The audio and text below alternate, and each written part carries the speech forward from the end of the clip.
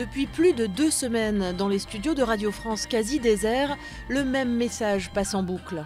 En raison d'un appel à la grève par plusieurs organisations syndicales portant sur les difficultés budgétaires et la défense de l'emploi à Radio France, nous ne sommes pas en mesure de diffuser l'intégralité de nos programmes habituels.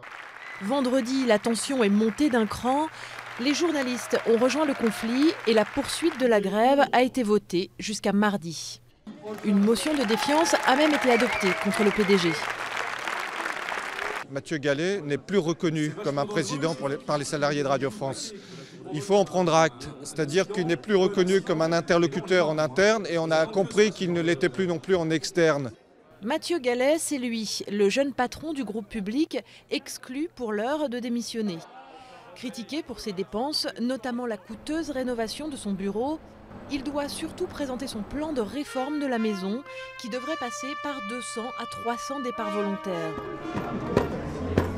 Je veux des sous! Face à un mouvement qui s'installe, les salariés comme Sylvia jouent la solidarité. J'essaie de récolter un maximum d'argent pour pouvoir aider les plus petits salaires à la fin de la grève. À voter. Merci beaucoup. J'ai donné 1 000 €. Voilà, parce qu'en fait, on donne d'abord dans notre équipe, on donne d'abord à ceux qui sont grévistes à l'intérieur de l'équipe pour pas qu'ils perdent d'argent.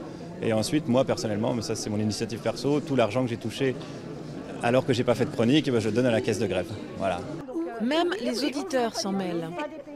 De quoi faire tenir un peu plus le mouvement, même si l'avenir de Radio France semble désormais dans les mains du gouvernement.